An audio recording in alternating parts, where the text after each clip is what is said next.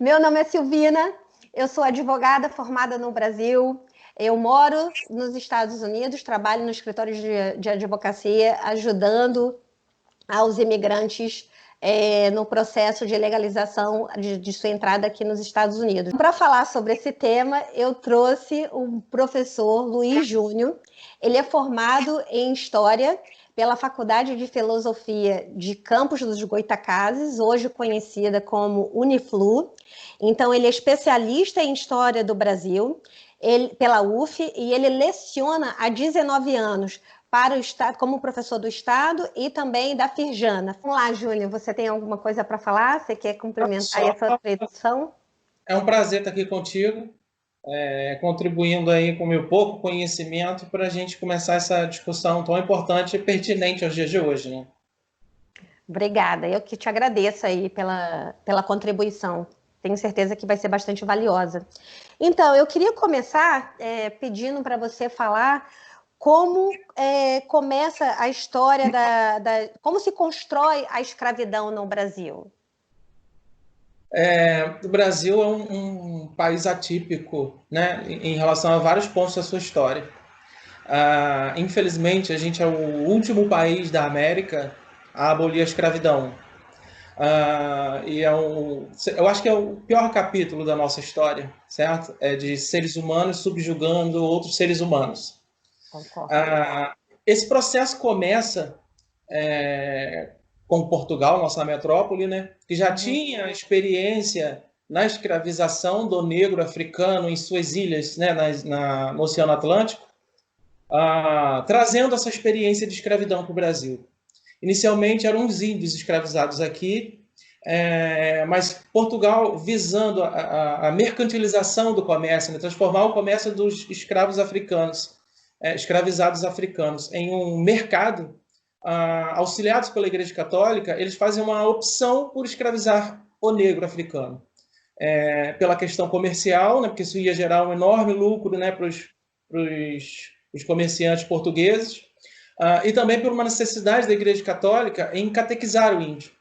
A igreja via o índio como sendo o inocente, aquele que precisava da fé, do cristianismo, da catequização, enquanto a África, por um processo que se arrasta desde a Idade Média, era vista como a terra amaldiçoada dos descendentes de Noé, e a África como quase a antessala do inferno.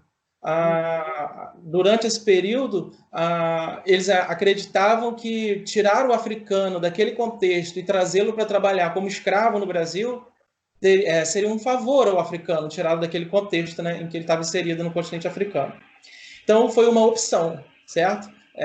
Uma opção dos comerciantes portugueses e uma opção da Igreja Católica poupar os índios da escravidão e trazer os negros aqui para escravizá-los, aproveitando as experiências que os portugueses já tinham no Oceano Atlântico. A escravidão é algo muito cruel, certo? Os castigos pelos quais os castigos que os negros eram que eram impostos aos negros, que os negros eram submetidos, mostram a crueldade, a desumanidade do europeu. Uma brutalidade em relação às chicotadas, com lâminas, né, cortantes, a subjugação da mulher molestada pelo seu patrão, as famílias, né, divididas pelo explorador, pelo comerciante e pelo escravocrata brasileiro, e uma falta de amor ao próximo, de valores cristãos e por aí vai. Então é um processo em que foi mais importante o comércio, né, do que a ideia de qualquer ideia de humanidade. De humanidade, ou seja, trata o ser humano realmente como um objeto, uma moeda, né? Não como um humano. Isso. Aí, deixa eu te falar, esse período ele dura por quanto tempo no país? Por quanto tempo que o negro é visto como moeda, como objeto? A escravidão no Brasil ela vem desde o século XVI e termina, né, com a abolição da escravidão em 1888. E ao longo do processo, várias especificidades foram percebidas no Brasil. Por exemplo, eu tenho o escravo que luta pela abolição, e aí ele vai se organizar em quilombos de resistência, enfrentar o que estava estabelecido, ou aquilo que foi imposto a ele aqui no Brasil. A gente tem também o escravo, que na medida em que ele compra a sua alforria, que era a sua liberdade, ele passa a adquirir escravos para sua sobrevivência, o que é contraditório, mas a gente precisa entender que a escravidão ela já existia na África muito antes da presença dos portugueses, mas ela é uma escravidão cultural, está relacionada à guerra e à dívida. Quem transforma a escravidão em comércio são os portugueses, que trocavam bebidas e objetos pelos negros africanos escravizados. E você tem, a partir da aquisição de alforria por parte de algumas, principalmente escravas mulheres, que conseguiam, a partir da venda do seu corpo e da venda de outros objetos, adquirir a sua alforria, a sua liberdade. E aí muitas passam, inclusive, a utilizar-se de outras escravas dentro do seu comércio, talvez para diferenciação social, como se ela não se reconhecesse como negra, enfim. Mas dentro do processo também, que a gente precisa levar em consideração, que pode também estar representando a ideia de que, para ela, aquela escravidão não estava relacionada ao racismo, sim uma questão cultural que remete aos seus antepassados africanos. Uma observação é que a história ela tem várias faces, né? Eu não posso pensar em todo o corpo de negros que vieram para cá, em todo o corpo de europeus que estavam aqui, pensando de uma única... com um único ponto de vista sobre a escravidão, sobre o racismo. O Brasil é plural. Então, eu tenho negros que lutam que lutam e que resistem contra a escravidão? Tenho. Tenho outros negros que querem ter algum tipo de benefício em relação a outros negros que ele possa vir escravizar depois? Tem. O Brasil é plural nesse sentido. Não existe um único pensamento dos africanos em relação à escravidão e nem do europeu. Se fosse assim, a gente não teria europeu, né, dos portugueses que aqui estavam lutando pró-abolição da escravidão. Sim, sim. A gente não teria negros proprietários de escravos. Existe uma confusão também em relação, por exemplo, ao Quilombo dos Palmares, porque alguns pesquisadores dizem da existência de escravidão no Quilombo dos Palmares. A gente consegue compreender isso se a gente levar em consideração essa ideia de escravidão cultural, não relacionada ao racismo, mas a ideia de que lá na África já existia esse conceito de escravidão via guerra ou via dívida e não se relaciona diretamente com o racismo. E aí a construção da abolição no Brasil, ela se dá pela resistência dos negros, daqueles que não aceitavam a sua condição de subjugado, certo? É óbvio que existem aqueles que dão origem a certas expressões, tipo o criado mudo. Se a gente imaginar que o branco vitimizaria ou inferiorizaria o negro constantemente, a gente começa a pensar que talvez uma escrava pudesse envenenar a comida do seu senhor, já que não é a mulher branca que vai para a cozinha. Sim. Então, alguns eram cooptados, certo? E aí eram submissos à sua ideia de escravidão também. Conforme eu já falei, o pensamento é plural, certo? Não existe uma única forma de pensar a escravidão e os escravos no Brasil. Mas e depois da... Desculpa te cortar. Assim. Mas sem sombra de dúvida, a resistência do negro à escravidão, junto com os brancos abolicionistas e as leis abolicionistas, são fatores importantes, decisivos para o fim desse período da nossa história. Então, assim, de acordo com o que você fala, na verdade, a questão do racismo, ele vem antes da descoberta do Brasil, ele já vem de uma questão cultural própria da África, dos povos lá, por uma questão, como você falou, por uma questão de dívida, né, ou das guerras civis. Então, ela se instala aqui no Brasil, né, através desse movimento, né, mercantilista, ou de tentar preservar o índio, ou salvar a alma do índio, e aí traz o negro como mão de obra. E aí, depois da escravidão, da abolição da escravidão, o que muda né? Aí você trouxe esses movimentos aí, né, que se contrapunham, né? Se contrapõem, que é a questão que o próprio negro ainda é escravido o próprio negro. E quando isso vai mudando, quando isso vai evoluindo? Quando a gente tem um processo de abolição da escravidão, você tem uma dificuldade por parte dos governantes em compreender as necessidades dos negros que acabaram de ganhar a sua alforria. Não houve nenhum tipo de inclusão social, nenhum tipo de projeto de escolarização, projeto de indenização, ou qualquer outro tipo. Você simplesmente aboliu a escravidão e cada um por si. Certo? Antes disso, então, as leis ainda abolicionistas, a lei do ventre livre, aonde você garante que a criança, quando nascer, será livre. Mas você imagina um bebê saindo da senzala e ganhando sua independência. Não.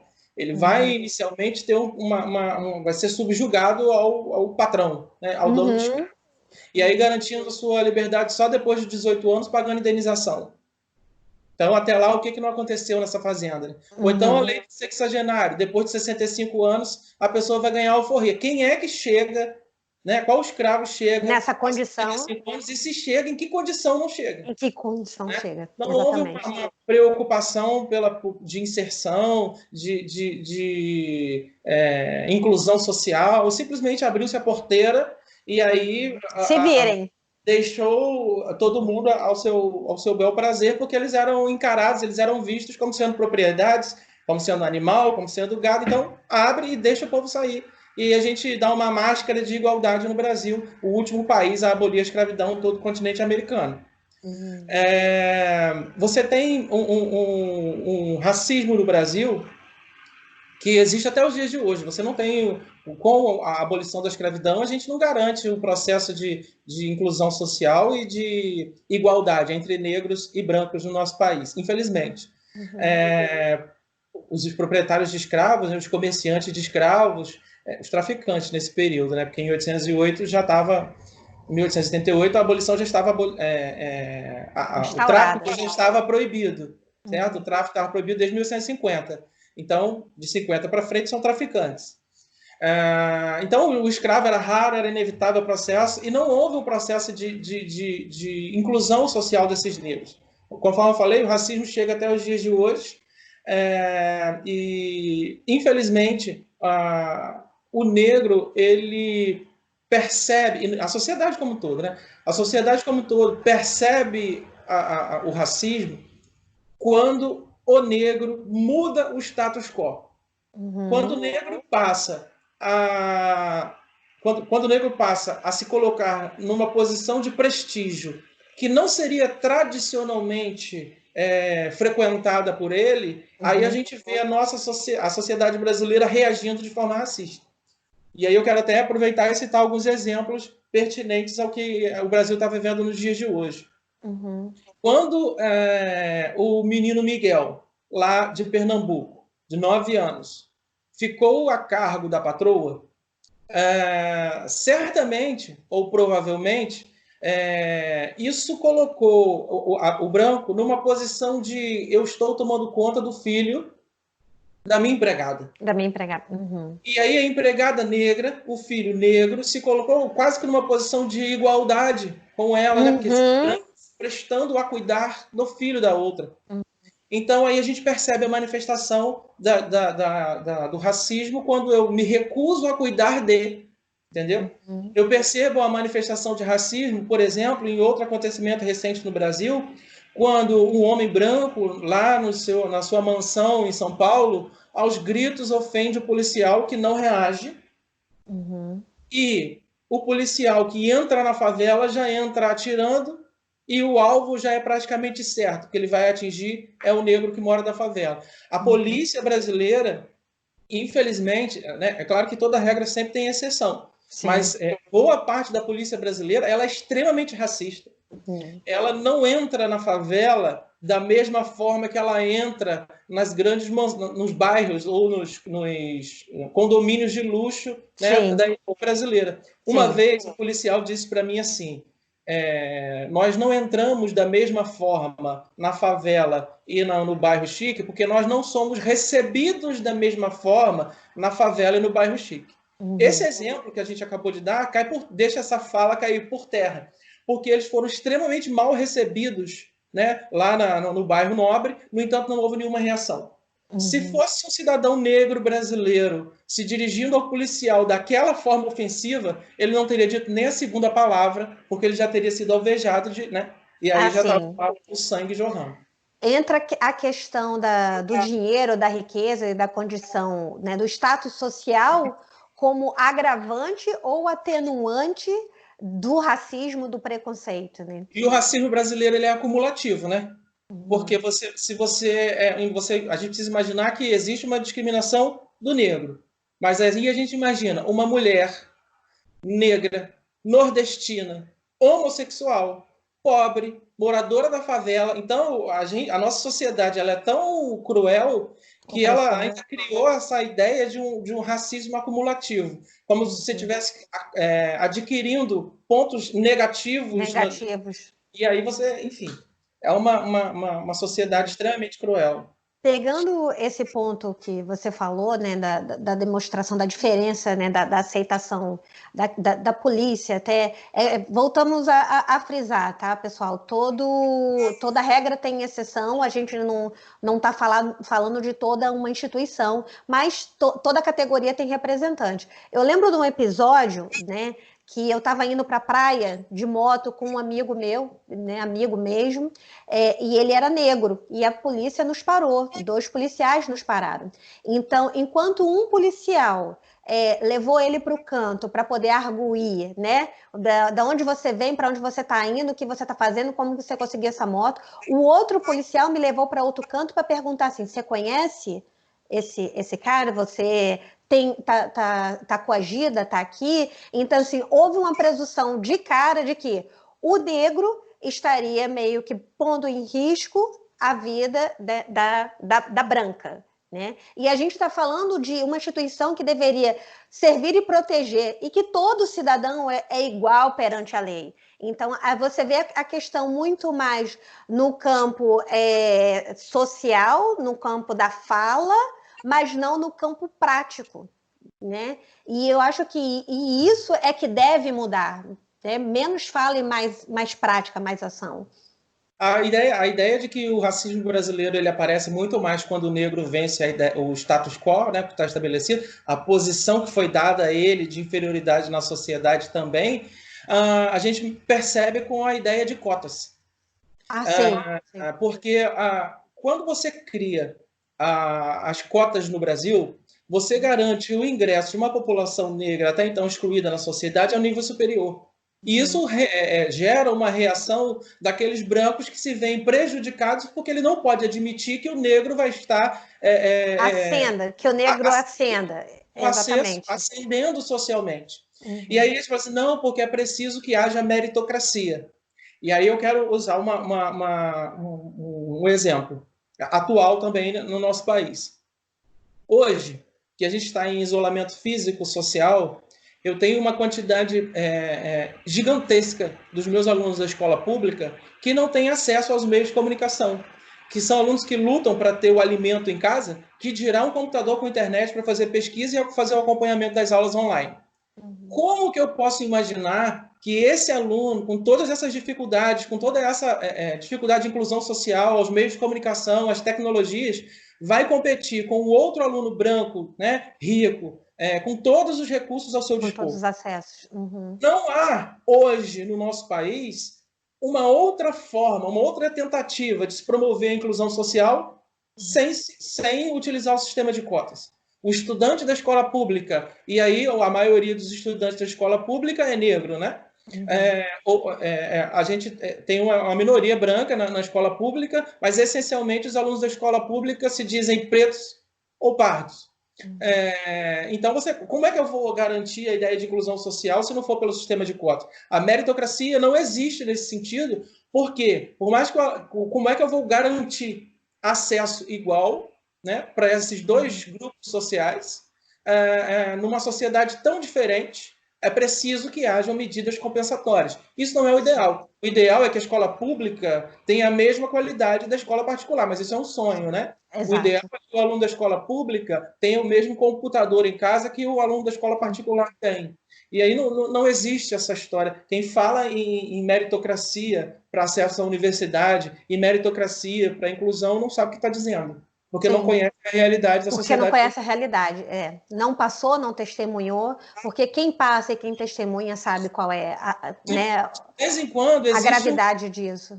de vez em quando existem alguns que conseguem burlar tudo isso. Porque existem poucos exemplos no Brasil, dá para contar nos dedos dessa mão, de filho de gari que consegue arrecadando livros no chão ou no lixo, estudam e aí entram para a medicina. Mas isso é uma exceção dentro do sistema. Porque o sistema ele foi construído, né, para não conseguir, para o negro não conseguir melhorar o seu status social, porque aí vai incomodar a classe branca. E quando ele consegue vencer, quando ele consegue ascender socialmente, aí ele vai viver o processo de discriminação e de racismo. No restaurante, né? Como é que o branco e o negro vão conviver no mesmo restaurante?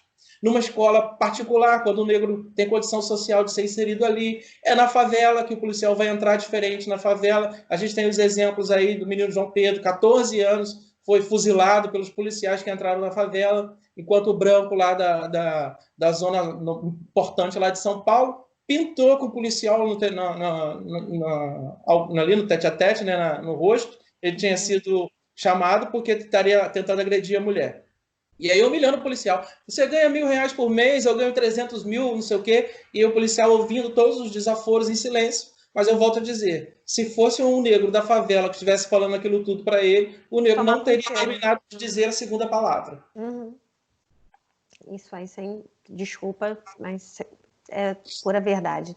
Com base em tudo que você acabou de nos explicar, de elucidar, você acredita que existe alguma solução para acabar com o racismo, para minimizar? Existe algum caminho, alguma forma em que a gente possa chegar na busca pela igualdade entre brancos e negros, na busca pela igualdade de oportunidades? O que você acha?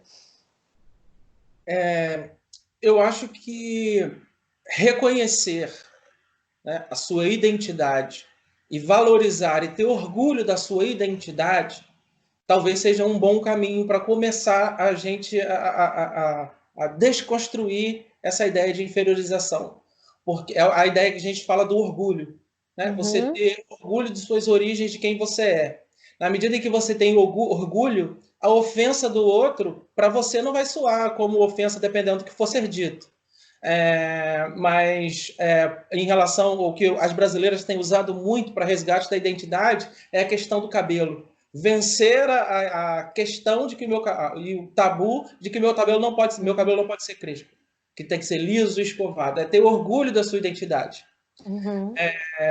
Infelizmente, muitos professores se veem acuados no Brasil hoje em dia porque existe um movimento que procura atribuir aos professores a ideia de que os professores estariam militando nas escolas para conquistar militantes de esquerda. Os professores estariam atuando nas escolas para conquistar militantes de esquerda. Então, alguns temas acabaram que meio que se tornando tabus para a gente falar em sala de aula. Para eu falar sobre cultura negra, por exemplo, a gente pode falar sobre as origens, a gente pode falar sobre questões tecido, cabelo, orgulho, pode viajar para a antiga, falando sobre culinária, mas, por exemplo, falar sobre a religiosidade africana é tabu. Em algumas ocasiões, em determinados lugares em que eu já trabalhei, devido à orientação religiosa predominante na escola, eu fui proibido de trabalhar a questão da cultura religiosa africana, né, das origens das religiões africanas, porque isso não foi admitido dentro da escola em que eu estava trabalhando. E aí, como que a gente vai conseguir fazer uma conscientização, né, plena, todas as características de origem, né, da cultura africana, se ainda existem alguns tabus? Eu costumo dizer que o professor, ele tem... É claro que, infelizmente, nem todo professor ele vai ser imparcial na sua abordagem, mas nem sempre o professor tem que ser imparcial na sua abordagem. Porque o professor, quando ele está em sala de aula, ele precisa ensinar aos alunos valores sociais. Sim, sim. E É importante. eu não ensino valores sociais para o meu aluno, como eu digo, por exemplo, que tirar o negro da África e colocá-lo para trabalhar como escravo no Brasil acabou se tornando um favor para as populações escravizadas e para os descendentes dos negros. Por quê? A gente precisa imaginar assim, se eu estou tirando o africano do seu contexto, né, da África, e trazendo ele para construir o continente americano, quem está construindo a África? Então, isso vai gerar um impacto no desenvolvimento de algumas regiões daquele continente. Se eu, ao longo do neocolonialismo, né, que gera a Primeira Guerra Mundial, e ao longo da história, eu estou retirando os recursos naturais do continente africano para abastecer a indústria de tudo quanto é lugar, como que eu desenvolvo economicamente algumas daquelas regiões? Então, nós roubamos aquele continente. Né? A América e a Europa foram responsáveis por assaltar o continente africano e muitas vezes impedindo o desenvolvimento daquele continente. Sim. São afirmações de repúdio. Outra coisa, existe uma canção de um determinado grupo evangélico que diz assim, que a África é miserável porque ela coroa a deuses que não trazem a felicidade.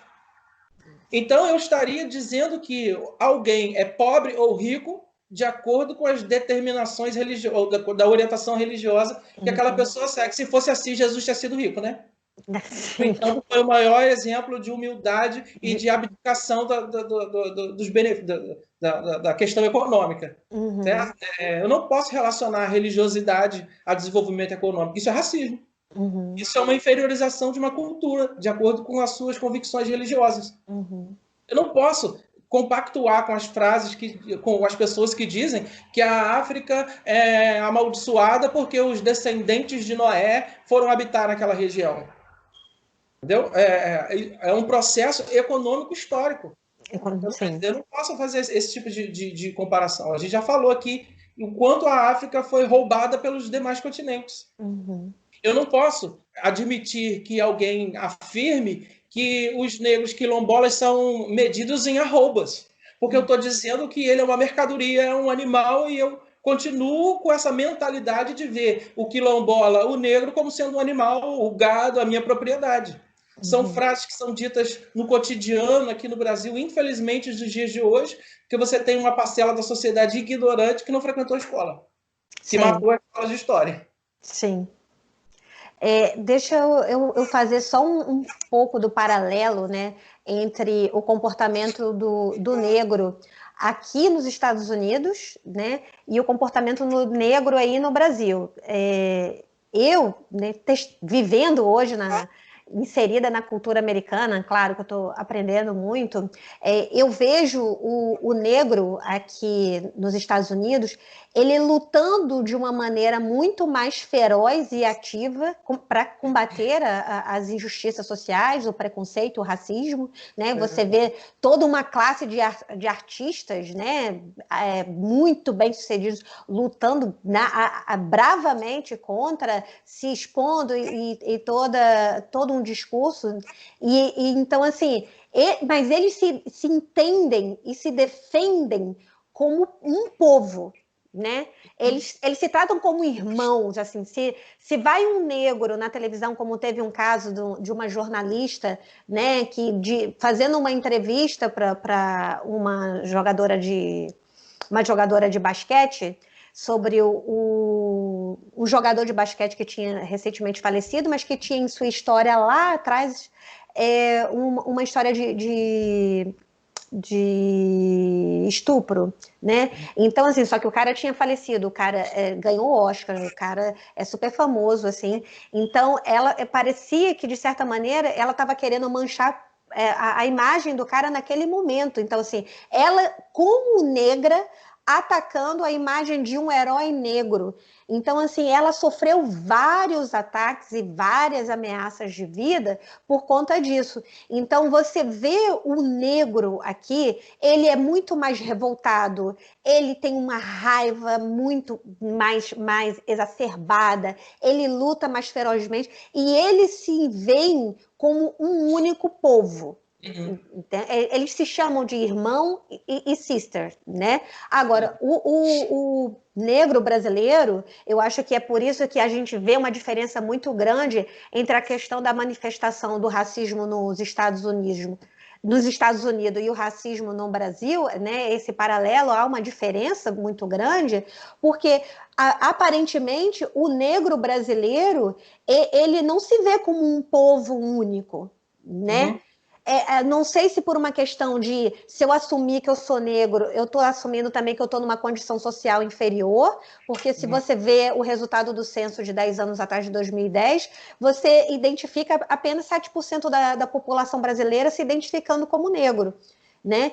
E o estudo ele aponta que é por uma questão não só, né, de cor, mas também por uma questão econômica, né? Que é a associação de você, enquanto negro, você está numa condição pobre, numa condição inferior, né? Socialmente, culturalmente e financeiramente falando. Como se negasse a sua identidade para uma tentativa de ascensão social, né? Assim, a gente não vê, a gente podia levar isso em consideração que alguns jogadores extremamente famosos, que eu não vou citar o nome aqui, mas talvez seja a maior referência, né, do futebol brasileiro mundialmente falando. Eu não vejo, por exemplo, essa pessoa engajada numa questão de fim do racismo, fim da discriminação social. Você imagina o peso que não teria a participação desta pessoa para afirmar essa questão de identidade Sim, cultural e inclusão sim, social. sim, É claro, exatamente. é claro que toda regra tem exceção, Uhum, mas algumas pessoas encaram desta forma, de uhum. que eu vou negar as minhas raízes negras como forma de distanciamento social. Eu não vou me Sim, reconhecer como negro e numa condição superior eu vou me colocar. A gente tem um ministro do Brasil que é negro e é extremamente racista. Porque é uma forma dele se distinguir socialmente. As falas dele são socialmente, completas de exatamente. racismo. Mas ao longo da história brasileira, a gente passou por alguns processos em que os governantes tentaram amenizar, né, as disputas raciais no Brasil. A gente tem um livro famosíssimo de história chamado Casagrande Senzala, em que Gilberto Freire tenta amenizar e dizer que não existia racismo no Brasil. E aí ele vai dizer que os negros, as negras, elas serviam aos senhores sexualmente. Então, como que esses senhores podem ser racistas? Eu acho que isso é a maior prova de racismo, porque ele vai ver a mulher e a negra, duplamente, conforme eu já falei, né, o racismo Uhum, e o preconceito vai acumulando, ela uhum. como sendo tão inferior ao ponto dela nem ter direito de opinar sobre as questões sexuais. Se ela podia ou se ela não tem o direito de dizer não. Porque, Uhum. eventualmente, uma ou outra aceitava aquela condição de subjugação? Sim, porque a história é plural, certo? Uhum. Mas, a grosso modo, a gente está falando de um branco, né, proprietário de escravos que não reconhece naquela mulher o direito que ela tem de optar sobre a sua sexualidade. Entendeu? Então, a gente tem Getúlio Vargas, por exemplo. Quando Getúlio Vargas populariza a cultura negra, o samba, quando a capoeira deixa de ser perseguida, porque até então capoeira, as religiões de influência africana, tudo para cadeia, né? Mas Uhum. aí a gente começa a ver, né, lá em 1900 e bolinha, uma maior liberdade cultural, né, da cultura criada pelos negros no Brasil, como uma tentativa de incluir e de dissipar a discriminação na sociedade. Houve todo um projeto de vários governantes brasileiros para tentar amenizar as questões raciais no Brasil.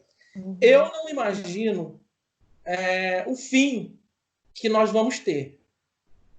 Nós estamos em um processo, porque a história diz Sim. que para ela compreender o processo, ela precisa de um distanciamento, porque quando ela está muito próxima, ela não consegue enxergar muito bem o que está acontecendo. Eu acredito que a gente está em um processo, em uma transformação. A nossa sociedade vai mudar. Para quê? Eu não sei. Se para algo melhor ou para algo pior, eu não sei. Mas a gente percebe claramente um Brasil, infelizmente, onde os extremos estão muito exacerbados, né? Os grupos políticos estão em um enfrentamento muito grande, e se retroalimentando, né? Porque os extremismos um alimentam o extremismo do outro. Do outro, exato. E a gente está caminhando, o Brasil está caminhando para uma transformação. Eu não sei se o fim do racismo é algo próximo. Infelizmente, conforme eu disse antes, vários professores são tolhidos em relação a temas tabus, certo? Você não pode mais tocar em todos os temas na sala de aula porque você é visto como doutrinador ideológico. É óbvio que existem professores que têm essa prática, né, eu diria que isso até é uma certa ingenuidade deles, né?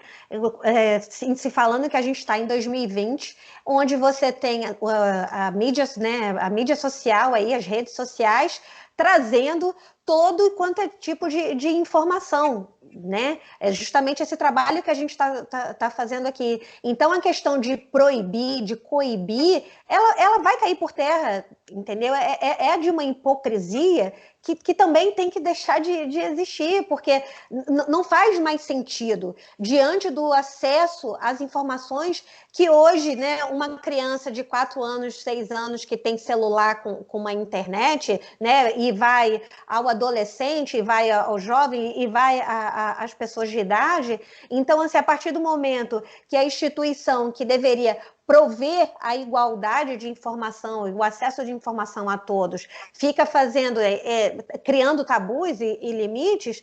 Por outro lado, a gente tem um advento, né, das redes sociais que diz assim, ó, a informação está aí para todos. E é onde a gente tem até que ter um certo cuidado de filtro, né, com relação com as fake news, exatamente. Mas eu acho isso uma ingenuidade, né, nos dias de hoje.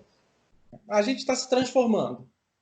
Eu não sei se para o bem ou para o mal. Eu espero que seja para o bem. Amém. Também torço. Consiga vencer de uma vez por todas, né, esse capítulo tenebroso da nossa história.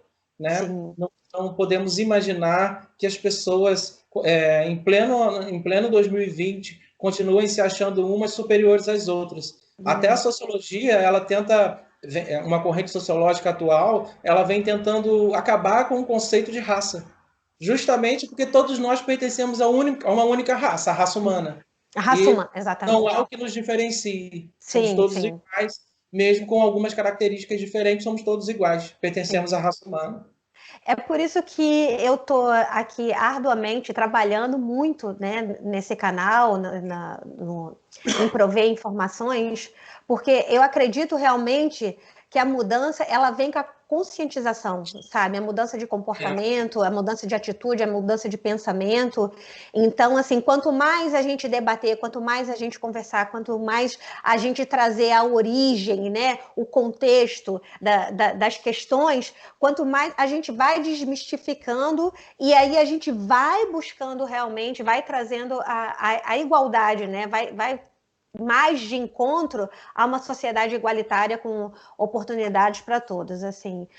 Júnior, eu não tenho palavras para descrever assim a minha gratidão pela sua presença, por dividir toda essa riqueza de conhecimento aqui no meu canal e nesse bate-papo. Estamos hoje num domingo. Hoje está um dia lindo de sol aqui em Nova York e estamos aqui trazendo, né, esse trabalho, fazendo esse bate-papo para poder contribuir, dar a nossa parte para a sociedade na busca realmente da igualdade social para todos, né? Então, assim, não só na questão do racismo, mas a questão do abuso e injustiça social em todas as esferas, quando a gente tem mulheres que sofrem abusos nos seus lares, né, ou discriminação em seus ambientes de trabalho, onde você tem o gay, né, que é assassinado pela sua condição de gay, ou que deixa de ter uma oportunidade de trabalho pela sua condição de gay. Então, assim, todos aqueles realmente que se encontram numa posição de vulnerabilidade e que precisam, né, da conscientização, da ajuda de todos, em que entendam que realmente a questão é uma só, somos todos seres humanos, somos raça humana, né? E também independente de gênero, de cor, de raça e de questão social. Então, assim, o objetivo do nosso canal realmente é esse, é a busca, né, pela igualdade na sociedade.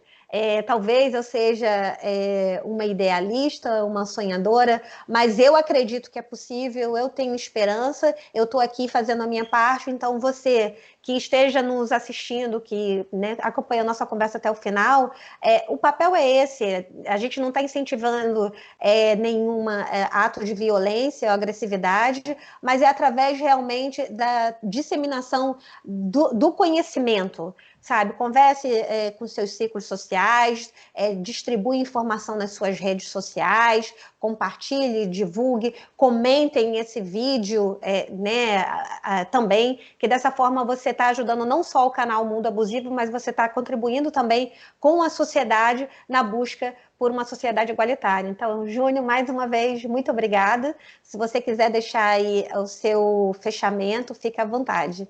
Eu que agradeço a oportunidade a você dessa conversa, desse bate-papo. A gente tem muitas questões, né, para colocar. O espaço de videoconferência ele não é muito longo. Alguns detalhes ficaram sem ser muito bem abordados, porque o tempo não nos permite, mas é nada que uma boa leitura e um bom engajamento do espectador no trabalho sobre o tema não resolva. Mais uma vez, queria agradecer você. Eu vou compartilhar esse vídeo também nas minhas redes sociais para trabalhar essa questão do racismo com os meus alunos, principalmente os do Estado, que muitos nem têm acesso à plataforma de internet, então a gente precisa criar mecanismos para deixar as aulas disponíveis o tempo em que eles conseguirem acessar. Uhum. Então, você também está contribuindo aí para ajudar nas aulas de sociologia do governo do Estado do Rio de Janeiro, governo esse tão capengado dos últimos 20 anos. Imagina. Deixa, assim, fica o convite para que a gente possa ainda, né, abordar outros temas ou aprofundar em algum outro que você considere pertinente e relevante. Fica aí, né, o convite e a gente pode trazer de novo, porque o espaço é para isso mesmo, né? Quanto mais a gente cutucar, se os assuntos são tabus em determinados locais, instituições, aqui fora não há tabu. Vamos realmente falar, vamos, sabe, botar a boca no trombone. Vamos incomodar, né? Vamos fazer isso. Então, muito obrigada, meu querido. Eu te agradeço. Até a próxima. Compartilhe, divulgue, faça seus comentários, inscreva-se no canal. Todos são muito bem-vindos. Obrigada, até a próxima, pessoal.